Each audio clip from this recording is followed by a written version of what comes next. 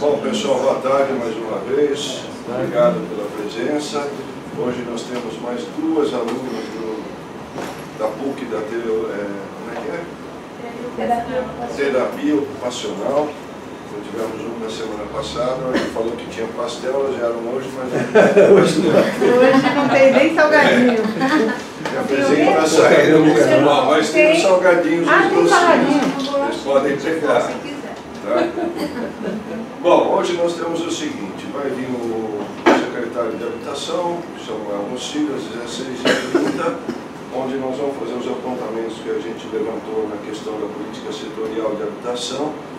Ele também vai comentar como está o processo de revisão da lei da Coab Ex, que a gente deu um parecer favorável, mas com uma série de restrições. Então ele vai abordar esse assunto hoje às 16h30.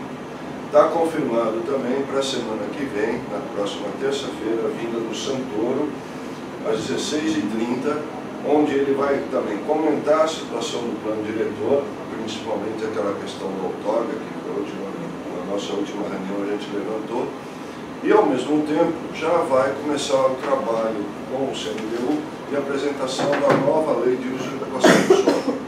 Tá? Então, a próxima semana nós vamos ter a reunião extraordinária das 14 até as 18, e das 18h30 até o horário de foro nós vamos ter a ordinária. Tá? Isso é terça ou quarta, desculpa? Terça-feira. Por quê? Porque quarta-feira que a gente teria ordinária é véspera de feriado prolongado, então a gente achou melhor fazer essa junção, decidimos isso na reunião passada. O presidente vai para Santos? Hã? O presidente vai para Santos? Devo ir, com o maior prazer. Mas é na extraordinária do Santoro, né? O Santoro vem na extraordinária, vai pegar a ordinária, então tudo bem. Bom, só para a gente prestar alguns esclarecimentos, a Tereza, não sei se todo mundo viu, eu inclusive cheguei mais tarde porque eu vi, e aí fui ver o conteúdo, que ela mandou um e-mail para todo mundo. Ela colocou o documento oficial do recebimento do plano diretor na Câmara, tá? Ao mesmo tempo, ela colocou também um anexo, que é um arquivo bem interessante, 15 folhas, praticamente, que mostra todo o andamento do plano diretor, das análises do CMDU de 91, 96, 2006. Aqui eu acho que é uma coisa que a gente deve questionar quem estava na época e como isso foi conduzido. Trazer isso para discussão agora aqui é meio complicado. No final do seu documento você coloca exatamente isso. Dia 27 foi publicado, a gente fez a convocação, foi publicado no dia 28 de setembro, no Diário Oficial, a convocação para a reunião de hoje. Até então, nós não tínhamos o fato consumado. Do dia 29, às 16 e poucas horas, o prefeito foi lá na Câmara e entregou o plano diretor de forma oficial. Muito bem, o fato está consumado. Então, o que nós vamos fazer exatamente agora? Primeiro, eu estava até conversando com o Ronaldo, e a gente fazer algumas questões jurídicas, a gente pode até discutir, talvez não estender muito, mas de uma forma meio rápida, mas pedir para ele que nós vamos fazer um documento questionando tal ato em função da lei orgânica, tá? E nós vamos não encaminhar ao promotoria pública, nós vamos levar pessoalmente, tá? Então, nós vamos precisar de uma agenda para isso acontecer com o promotor. Não sei qual é o melhor dia de atendimento dele, quem conhece. É o doutor Ângelo ou o Cobori? Cobori. Cobori porque ele está a par de tudo. Tá? Então nós vamos levar o documento e vamos presencialmente conversar com ele a respeito. Tá? Ao mesmo tempo, Fábio, só que documento? A gente escreveu uma coisa, eu não entendi o pedido. Oi? Esse documento que você está falando levar é o ofício do CMDU? É o ofício do CMDU questionando o procedimento executivo em função da lei orgânica. Todo mundo sabe o que é. O ofício vai dizer exatamente isso, não há mais nada de a gente colocar, não sei isso. Nós vamos querer uma posição da promotoria pública a respeito para ver exatamente o que a gente pode encaminhar. Ao mesmo tempo, nós vamos dar continuidade nas nossas discussões e vamos fazer isso. Então, nesse dia que a Célia depois vai ver e vai nos avisar, só não vai, gostaria que a diretoria executiva estivesse presente, no caso do Ronaldo, o Denis. O Dr. Leôncio, infelizmente, não vai poder comparecer, porque ele hoje, inclusive, está operando de uma hérnia, então ele deve ficar afastado uns dias, muito provavelmente não deve comparecer. Mas também estará aberta a todos os conselheiros, tá? Nesse dia. A Célia vai marcar, vai avisar e nós vamos dar. Então, a atitude inicial que nós vamos tomar vai ser exatamente essa. Eu gostaria que todos, inclusive, se pudessem, façam uma avaliação do que a Tereza colocou, tá? Principalmente no histórico das coisas do CMDU. Hoje. Hoje, perto da hora do almoço. Foi, que me mandaram aquilo lá e aí eu dei uma arrumadinha na ordem dele lá, que estava meio bagunçado.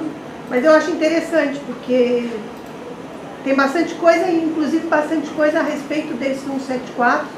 Inclusive deu até dúvida no próprio CMDU, numa daquelas reuniões.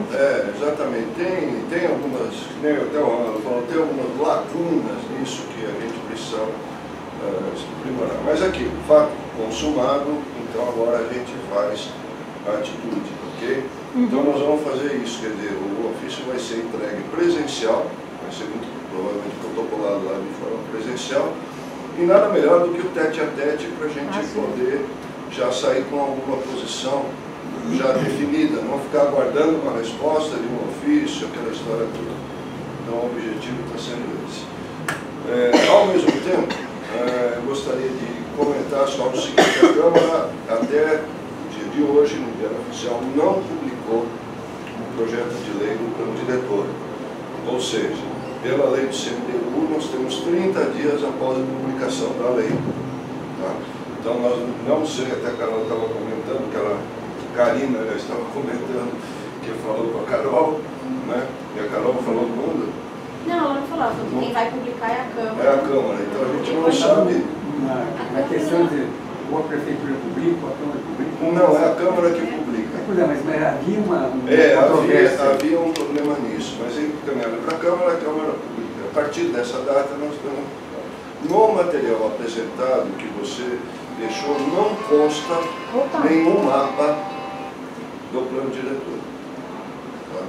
Tem a justificativa do Executivo, são 2 folhas de justificativa, mas não tem os mapas que deveriam fazer parte. Então eu não sei o que vai ser publicado no Diário Oficial.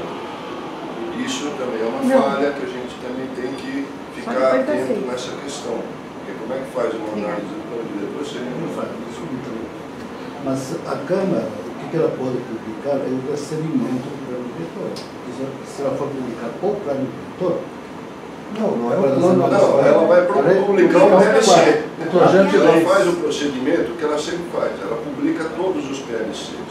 A partir os projetos de lei. A partir disso, tá, é que começa a contar o nosso tempo. Mesmo porque oficial mesmo é quando publica. Quando publica. Até publicar não se sabe o que não se sabe exatamente. Desculpa, mas eu não tem o mapa no aquele www da Câmara? Não tem os mapas? Porque eu não abri aquilo. Aquele link. Eu não vi o www da Câmara. Se não tem, eu vi pelo documento que você mandou. Vou abrir agora.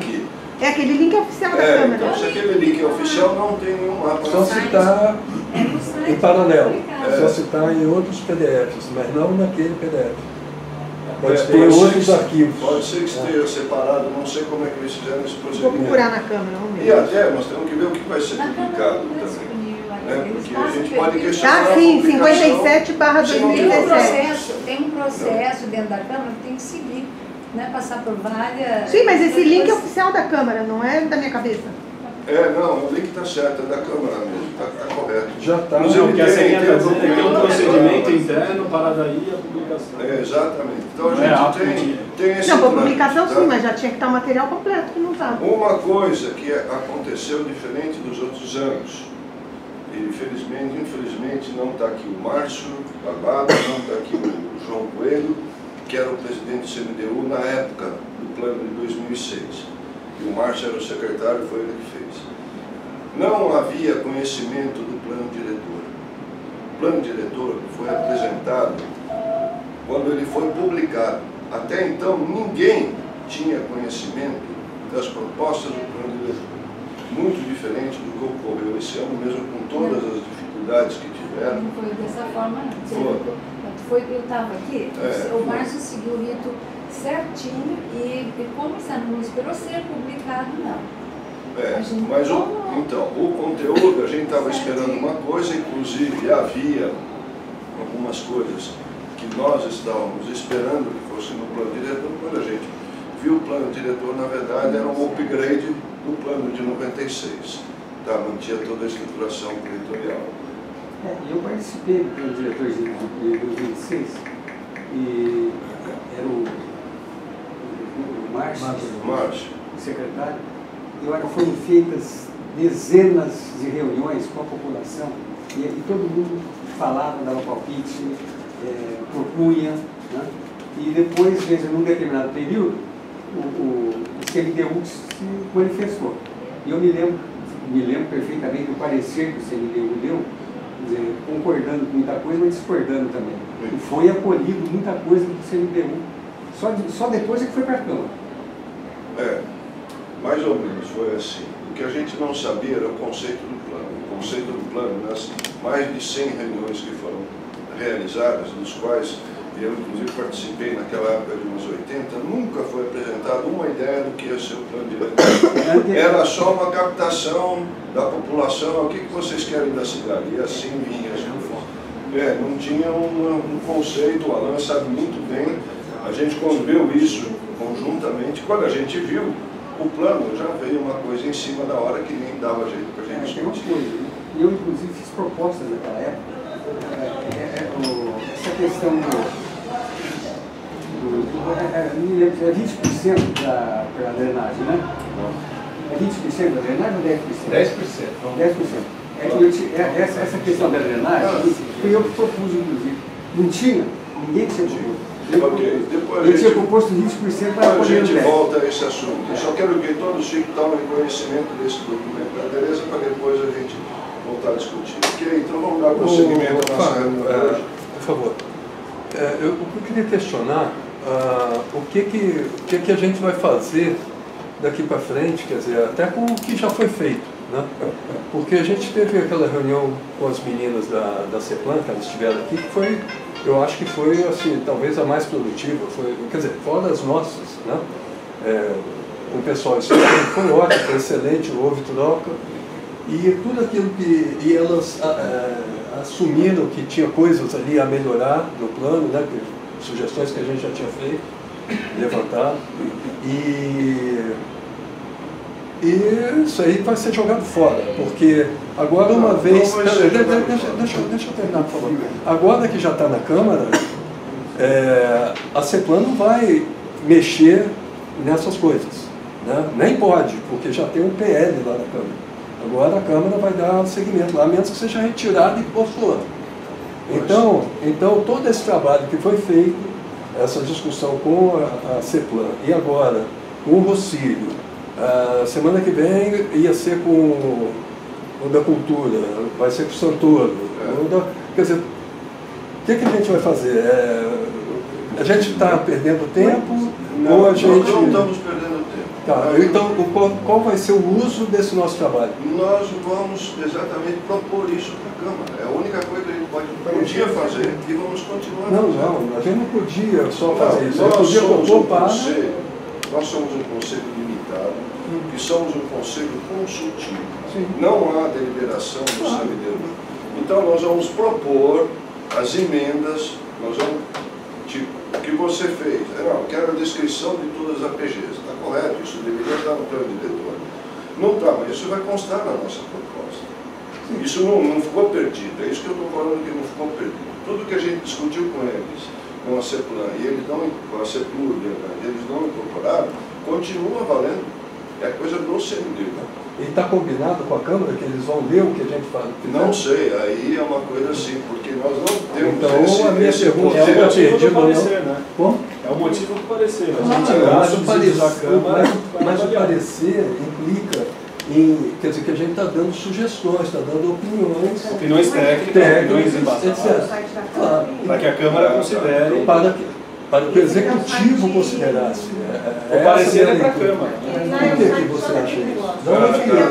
Se a gente parecer ser de uma, é para a Câmara. É na Câmara que tem a alteração do projeto.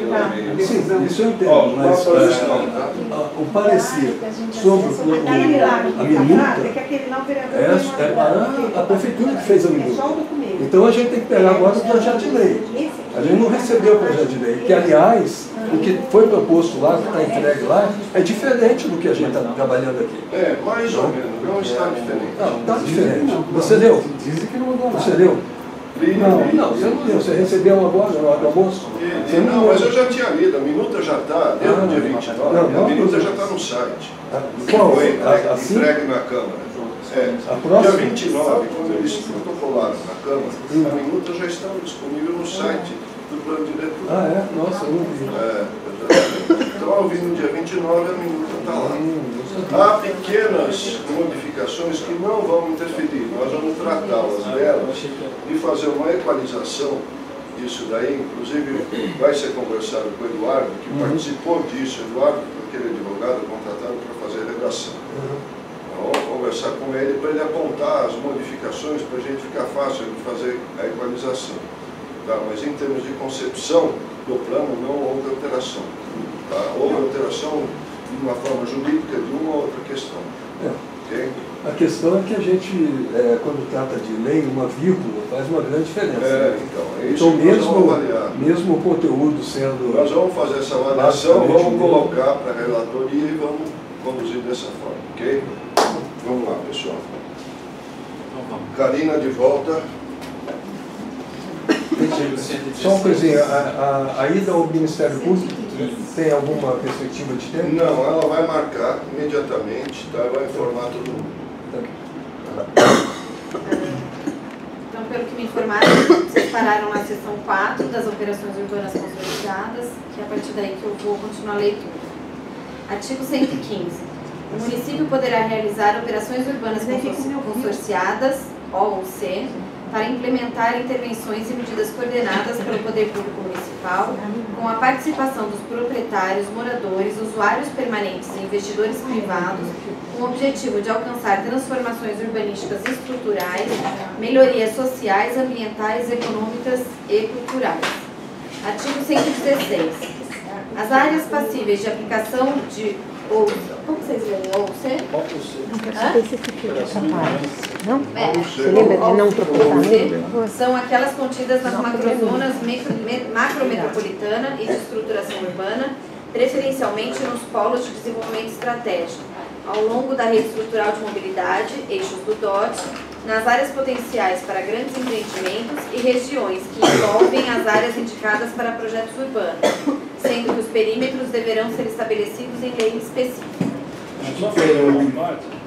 O artigo que você está lendo, 116, para nós na tela está 117, porque teve uma supressão. É que na verdade lá em cima teve a supressão. Eu já estou lendo ele já como edição final, né? Não, só para não haver... para não haver confusão no que a gente está falando.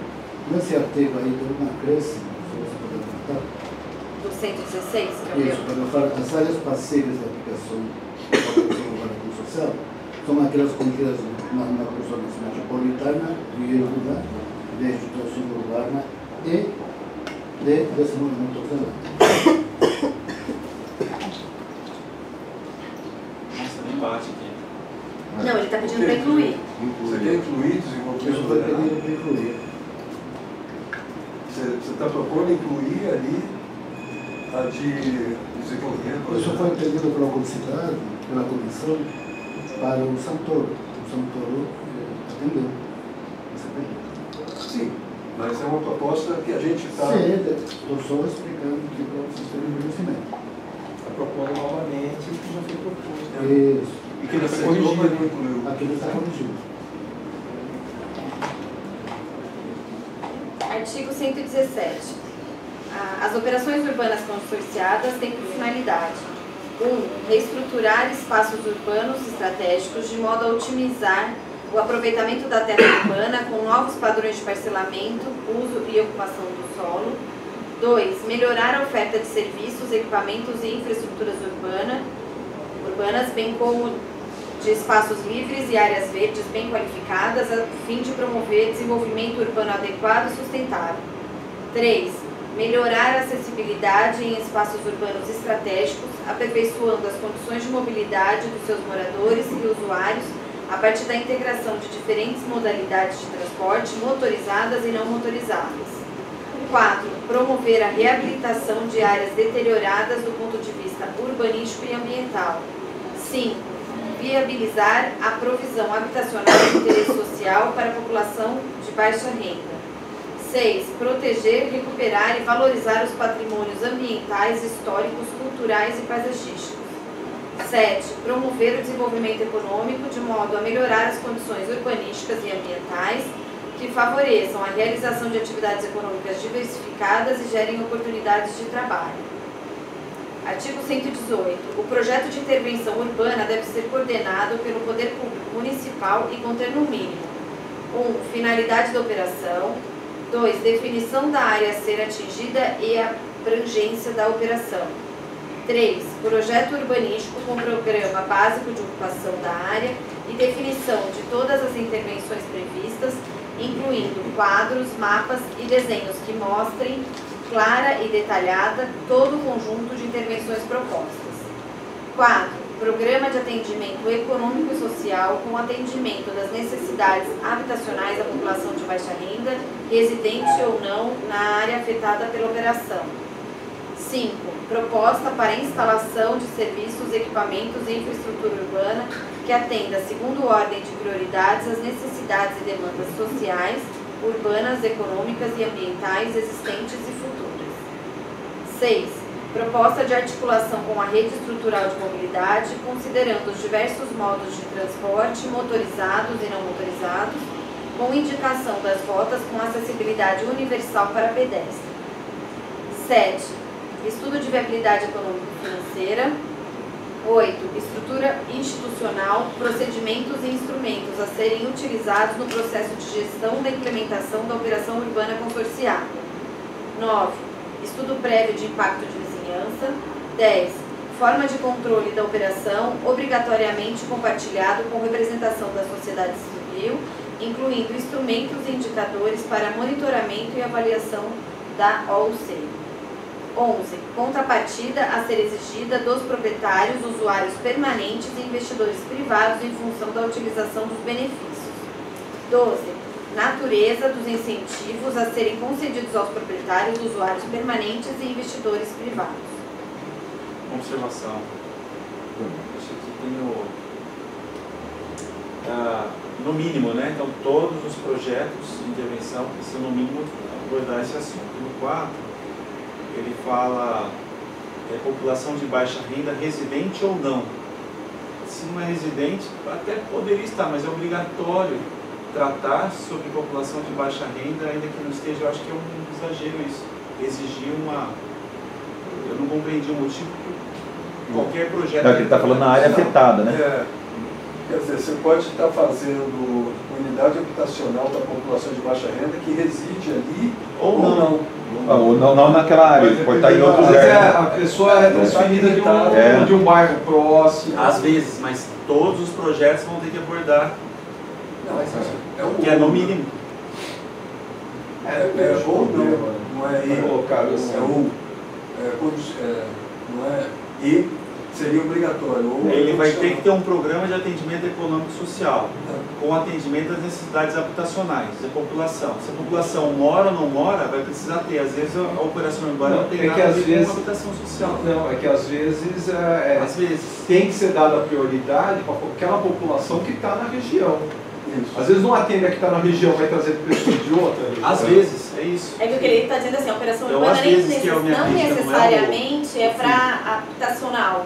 A operação urbana ela pode ser para não fim habitacional. E se ele está dizendo que aqui no mínimo... O diretor tem colocado é que aonde puder pôr habitação, eles vão colocar. Mas ele está dizendo aqui que no mínimo tem que colocar. Então, nesse caso, a gente não vai poder fazer operação urbana sem habitação. Você vai fazer uma área que no mínimo está exigindo. Mas o interesse é esse mesmo.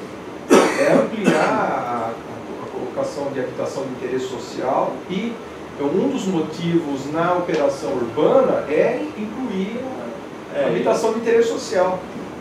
Eu discordo não da finalidade, mas ele amarrar necessariamente toda e qualquer operação urbana a esse assunto. Tem que passar por esse processo. Quer dizer, talvez a maior parte deles caiba, mas se 15% não couber, a gente está amarrado. Mas não é questão, mas a maneira como eu vejo a habitação é o seguinte: você vai fazer uma operação urbana, essa operação urbana vai ter que gerar habitação de interesse social. Todas, no seu entendimento. Todas, naquele local ou em outro. Se naquele local não couber, por exemplo, uma operação urbana para fazer um projeto industrial. Mas aqui está dizendo que é na área. Você, mas aí, por exemplo, é industrial. Você vai fazer uma operação urbana industrial. Aquilo vai gerar, de alguma forma, habitação. Mas aqui está dizendo que tem que ser habitação de baixa renda naquele local. Não, pessoas que na área ou não. Na área afetada pela operação. Exato. Às vezes você tem que tirar a pessoa, que nem a região de Viracopos. Você vai ter que fazer uma operação urbana para tirar aquelas pessoas de lá. E vai transformar em área de indústria ou de logística. Você vai ter que tirar aquelas pessoas de lá e atender o lugar para onde elas vão. Mas nesse caso não. Nesse caso falando na área afetada pela operação. Se eu fizer, por exemplo, na área. Eu acho que não necessariamente. Ou não na área. Não que a pessoa tem que ficar na área. Não que precisa habitar a área. Não é isso que está escrito. Até esse é um outro ponto, que é essa questão da área ou não referente a quê, né? Não está falando que vai ter que pôr a pessoa na área. Esse ou não, ele está enquadrando habitações, demanda por habitações que às vezes não estão na área de intervenção, mas que precisam ser contempladas. E que aí seriam contempladas naquela operação. Naquela operação, mas não na área de intervenção da não necessariamente. Ela pode ser do outro lado da cidade, mas aquela operação vai custear. Exatamente a redação, mais uma vez, eu acho que a redação é um ponto. Minha crítica é que toda operação tem que tratar por fazer um evento esportivo, um local esportivo. Eu acho que um estádio, ginásio, ponto de comunicação, de transporte, público, etc. vai formular, você vai ter que mexer com a habitação. Você pode inviabilizar uma operação urbana para criar um ambiente esportivo, um ginásio, estádio, porque economicamente já é difícil você ter um lugar que se autossustente, né? Um estádio, etc. Imagine com essas demandas sociais. Esse ponto para a gente talvez mudar a redação, deixar ela mais clara. Acho que não necessariamente tem que ser para não necessariamente. Tinha agora não estou conseguindo encontrar, falava de privados, de operadores privados só. Acho que é mais no começo, né? Não, é bem por aí mesmo. Por aí? Não estou conseguindo achar.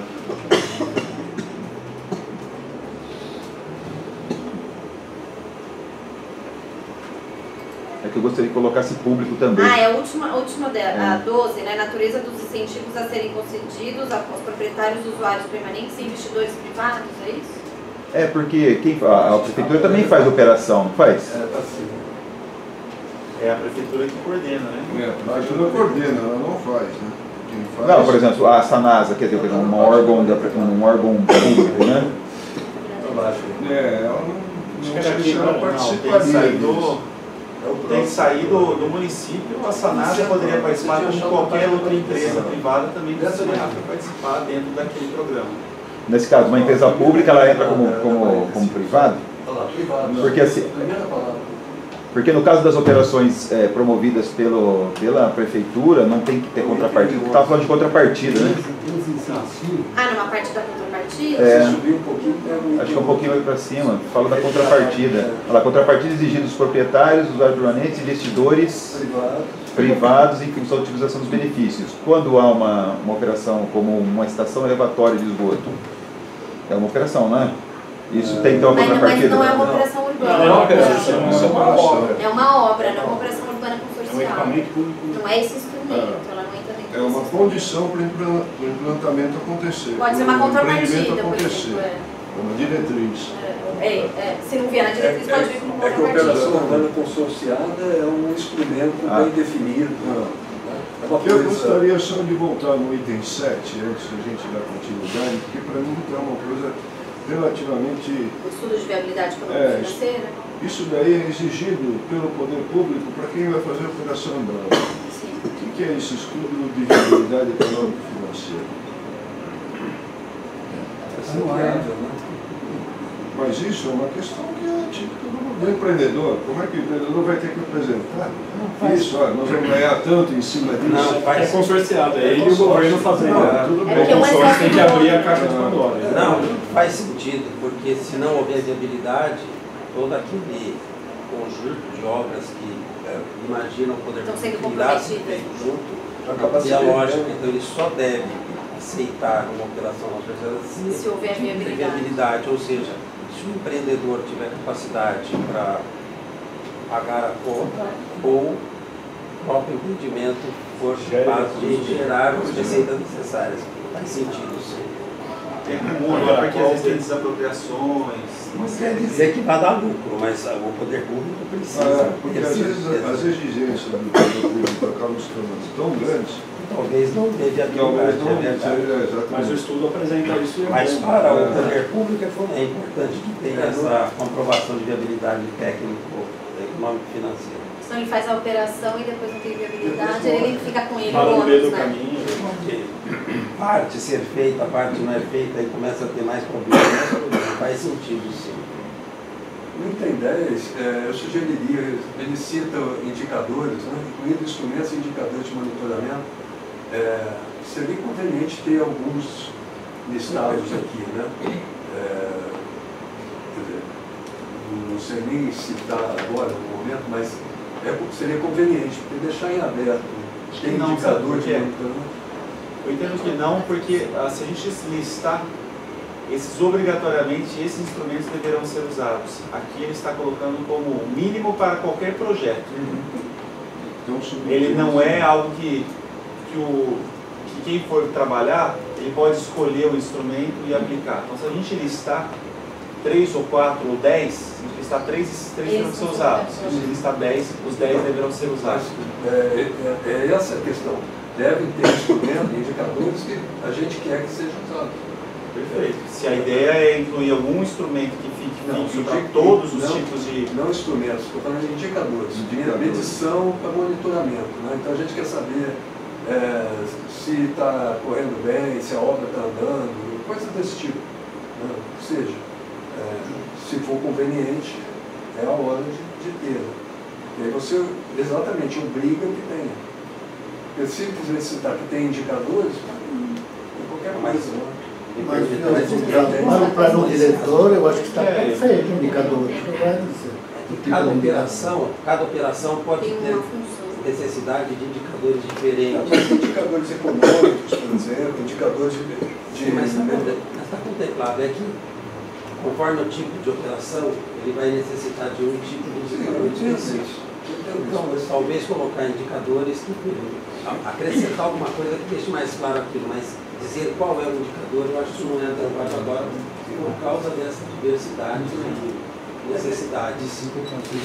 A contrapartida, a argumentação seria: há indicadores que são fundamentais e que a gente acha que deveria ter. Se a gente encontrar um indicador que valeria para todos os tipos de operação urbana consorciada, aí tudo bem. Mas se a gente ficar também só no genérico, vai cair na mesma coisa. Se tiver alguma, olha, toda operação urbana consorciada necessariamente precisa desse indicador, ter alguma... aí a gente indica. Então fica aberto aí para trazer quando for adequado. É claro que eu concordo que se começar a detalhar a coisa aí vai inviabilizar. Ingessa de um jeito que... Vamos em frente. Voltamos à leitura? Voltamos.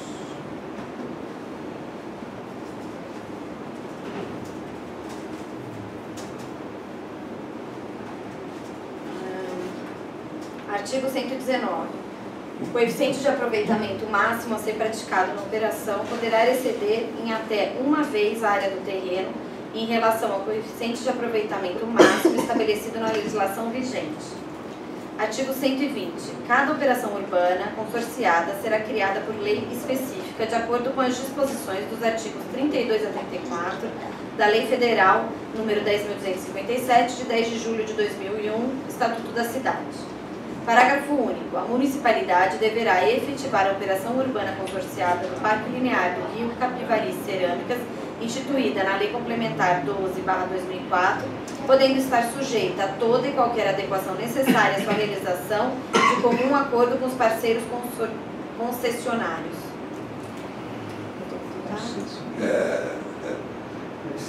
Os concessionários, que seria consorciados? Eu não sei quem que a lei estabeleceu, né? Os concessionários. Quem será esses caras, é a Sanasa, as empresas. Não, mas aí está falando dos parceiros. A prefeitura, o poder público e os concessionários. Aonde é esse lugar? É aquele lugar contaminado? Não, aquele tem o córrego, o Rio Capivari, tem aquelas cerâmicas que estão... Então, mas ali é tudo contaminado, Não aquele é solo. contaminado. Ali começa com Mingone e continua. Mingone é contaminado. É por isso que eu estou perguntando, sei lá. Esse parágrafo único que eu estou entendendo, No Condema consta como ele está registrando que é necessário que essa operação continue e se mantenha, seja, né? Que seja essa nova regra aí. Na verdade, já tem essa operação, está funcionando, tem um conselho dessa operação, foi reativado, inclusive agora. E o que eles estão falando aqui nada mais que isso ele seja adequado a essa nova situação de operação urbana como está sendo proposta no plano diretor. Que essa lei já existe, só que ela não está sendo colocada em prática porque a lei... Não, eu só estou dizendo isso porque... Os concessionários aqui, eles estão chamando, na verdade, quem são os donos das áreas e estão concedendo as áreas para a operação urbana. Eu acho que é nesse sentido que eles estão chamando de parceiros concessionários. Então são os donos das antigas cerâmicas, Mingone, Partini, antigas cerâmicas que tinham ali, que estão concedendo a área para a operação urbana. Eu acho que é nesse sentido que eles devem estar... Vale a pena verificar se os concessionários aí precisam de alguma observação ou não.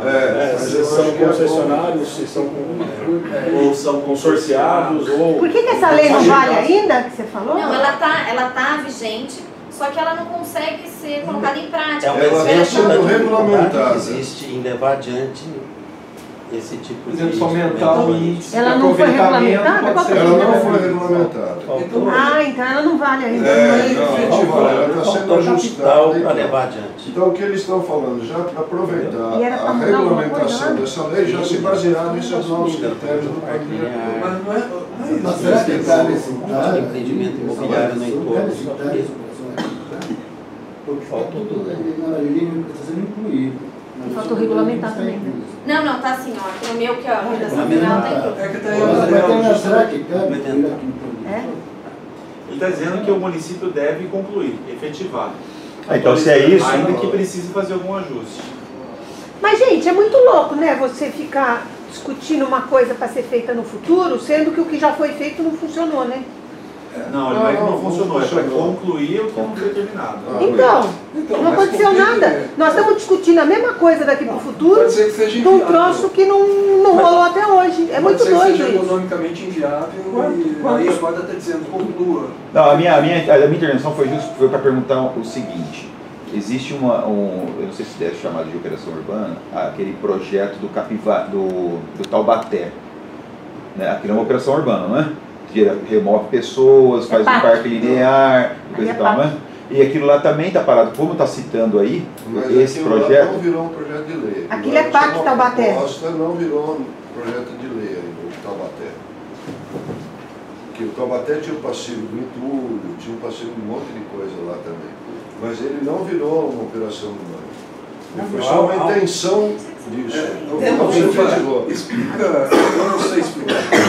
O que é a operação urbana consorciada? Eu acho que é o que está faltando. É que ela vira uma lei, não é qualquer... Não, porque eu não sei com detalhes a questão, porque como eu vi citado ali o parque do Capivari, né, e lá tem, do Taubaté também tem parque linear e não está citado, e lá também começaram e não continuou, né? Então, mas não é uma operação urbana consorciada. Exatamente, lá é outra situação, não virou lei, não virou nada, foi uma intenção, não foi adiante. Basicamente é um instrumento do Estatuto da Cidade, e aí o poder público e consorciados assinam esse negócio de lei tem um gestor, um órgão, um gestor. Então é um negócio interfere com a diferente, não é qualquer coisa. Não é qualquer coisa. Há algum indicador de quanto já foi feito do Parque Capitalista? Não sei o que dizer. A gente até poderia conversar com o Chiquinho, que ele está coordenando isso também. Ajuda bastante. Se a gente tem uma avaliação disso. Uma avaliação, porque isso ajuda muito a avaliar a utilidade do instrumento. Em São Paulo, alguns exemplos muito bons, né? A regra aprovada em cima ali, o parágrafo em cima que diz os indicadores, vai forçar. Exatamente. Vamos lá, gente. Temos 1 hora para mais 7 páginas. Então, nesse ponto, a gente não vai colocar nenhum comentário. Eu só o termo concessionários, acho que vale a pena a gente averiguar essa observação. Então, o que ele está dando o nome? Essa questão que eu coloquei pode ser um termo que está sendo usado no projeto de lei. Pode ser, aí a gente está correto. Pode ser que verificar. Porque eu acho que é opção. Não, e verificar o andamento. Deve ser, provavelmente. Não, tem que dizer a lei, aquela lei que cita. Vamos lá. 12 de 2004. Seção 5, do Estudo de Impacto de Vizinhança e Relatório de Impacto de Vizinhança, EIV-RIV. Artigo 121. A construção, ampliação, instalação, modificação e operação de empreendimentos, atividades e intervenções urbanísticas, públicas ou privadas, causadoras de impactos ambientais, culturais, urbanos e socioeconômicos à vizinhança, estarão sujeitos à avaliação do Estudo de Impacto de Vizinhança e seu respectivo Relatório de Impacto de Vizinhança. EIV-RIV, instituído em lei especial. Não é lei específica? Ou é lei especial? Lei específica. Específica, né? A gente está pegando o termo novo. Ah, não é. Lei especial o que é lei especial? Genérico. A ser instituído, então. Porque tem a lei ordinária. Tudo que é lei específica tem que fazer uma lei para poder o EIV se tornar... Mas alterar a redação para ser instituído, né? É complementar com a ser instituído. Dá a impressão de que já está instituído lei especial. Tá. Artigo 122. Estão sujeitos à elaboração do EIV para aprovação dos respectivos projetos as obras de médio e alto impacto, cujos critérios serão definidos em lei específica. Então não precisaria ter esse artigo. Exatamente. Né? Já falou em cima? Eu queria só voltar a 122, porque às vezes minha cabeça não acompanha a velocidade de vocês. Né? Não. Mas toda construção, como essas questões, olha, toda construção gera algum impacto ambiental, algum impacto cultural, algum impacto urbano, ainda que mínimo, dependendo da perspectiva. Então é só deixar essa reflexão para a gente terminar a leitura desse texto, que se não houver uma solução para isso, a gente vai precisar do limite, quer dizer, não é? Senão tudo vai passar Senão por tudo lei. vai passar por lei, vai ficar aberta essa possibilidade. Né? Do jeito que está, tem. Então, vem alguém e fala, isso aqui tem impacto cultural. Por quê? Porque, enfim, ele dá acesso para as pessoas e isso tem a ver com a cultura. E aí entra numa discussão sem tudo que é cultura e que não é. E ele não vai dar nada na cidade. E não anda nada. Então vamos terminar o capítulo, mas eu deixo aberto essa dúvida se eles colocaram um limite. Você concorda que esse artigo 122 ele está redundante? Não precisaria dele? Porque se ele já fala, se falar em cima que é ser instituído por lei específica, você não precisaria, estão sujeitos à elaboração do EIV para aprovação dos respectivos projetos. Agora ele já fala aqui, as obras de médio e alto impacto, então por isso que tem que ter. Porque depois na lei... de cima não dá essa linha de corte. Mas ele fala que na lei, então por isso que precisa ter esse artigo, porque o Santoro até comentava que na lei do EIV ele vai ter listado todas as atividades de médio e alto impacto para a gente saber o que vai entrar no EIV e o que não vai entrar no EIV. Se essa é a intenção, o 123 está dizendo então, que médio e alto sempre estarão. E se for de baixo, aquelas que forem listadas. Por exemplo, está aberto, né? O 123 não diz que é só médio e alto. Não, 123. Está dizendo que os médios e altos estarão, não está dizendo que apenas estes. Então os de baixo impacto poderão estar também. Você acha? Estão sim, sujeitos, 122, sim. Estão sujeitos à elaboração para aprovação dos respectivos projetos às obras de médio e alto impacto. Não, mas a de cima ela abre para todas.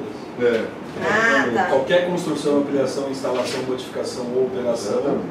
Quer dizer, o que eu li até agora é médio e alto sempre, baixo de vez em quando. É o que está para mim. É que na continuação ele fala que serão por lei específica. Por lei específica. Então a gente ainda não sabe. A lei específica é que vai tratar isso. Né? É que a questão de texto em cima fala estarão sujeitos à avaliação de estudo. No artigo 123 diz: estarão obrigatórios a apresentar o EIV, o estudo de impacto ambiental. Então são coisas levemente diferentes. Dá uma confusão, na verdade. Tudo está sujeito à lei, mas o estudo de impacto ambiental vai ter necessário só para os empreendimentos de alto e médio impacto. Os demais vão ser estudados, né? Então aquele que não for de alto está lá em cima, mas não precisa do estudo. E isso está definindo o que é alto, que é a partir de onde não, é na lei alto? específica vai estar falando. Ainda não. O que está no 122, né, ali, precisa também, né? Não, mas ele não fala em estudo, ele fala em elaboração do EIV. EIV é o estudo. EIV. Atividades e intervenções públicas, causadoras de impacto, etc., estarão sujeitos à avaliação do estudo. Do estudo de impacto ambiental. De baixo diz que não, estão sujeitos à elaboração do estudo. Então, o de cima pode ser que, conforme... Para essa avaliação, no caso é a avaliação. A avaliação, nesse não precisa, eu não sei, talvez seja isso. Está estranho, né? Vou deixar essa avaliação do estudo aqui também em destaque, para a gente aberto. Artigo 123. O EIV-RIV deverá contemplar a análise dos efeitos positivos e negativos do empreendimento ou atividade na qualidade de vida da população residente ou usuária da vizinhança.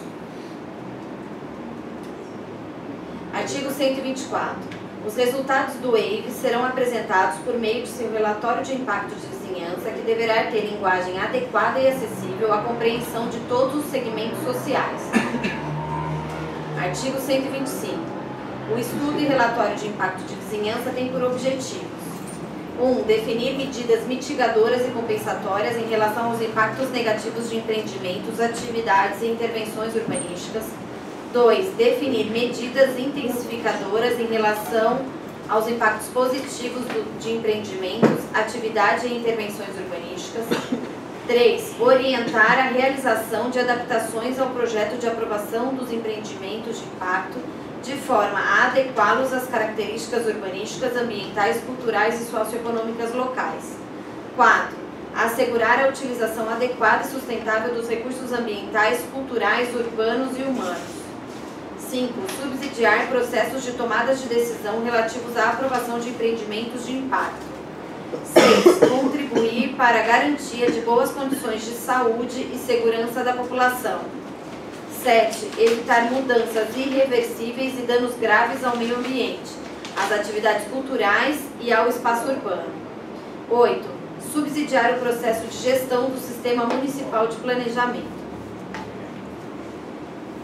Artigo 126. O EIV-RIV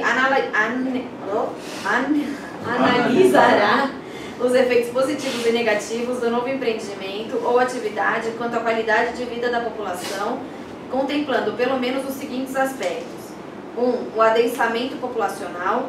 2. As demandas por serviços, equipamentos e infraestrutura urbana e comunitária.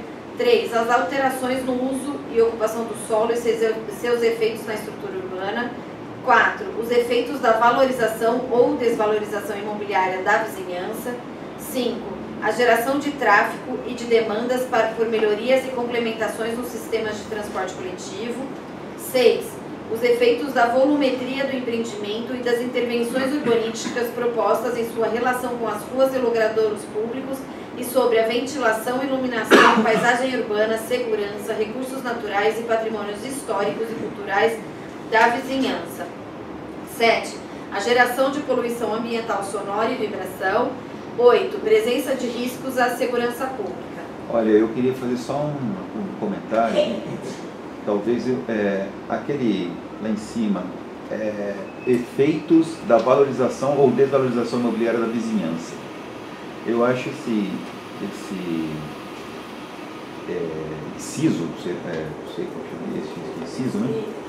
Item,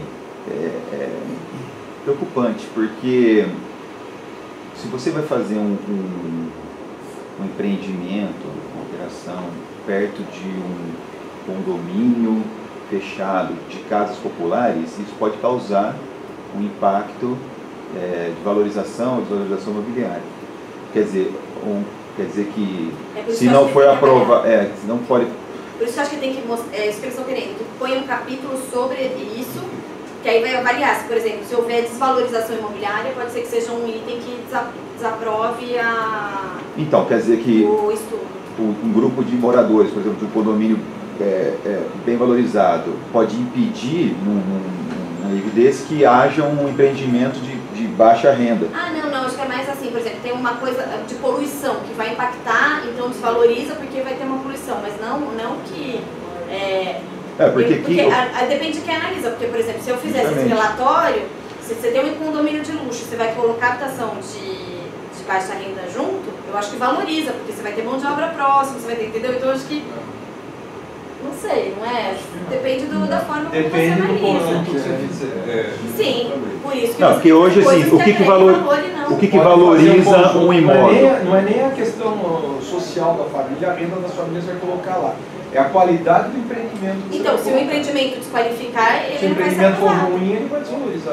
Mas aí seria bom. Tem muitos bairros em Campinas que foram desvalorizados, tipo o São Quirino, o Vila Brandina, com as ocupações que tiveram lá com as favelas. Sim, mas isso não é favorável. Então, aí você não aprova. Só que aí você não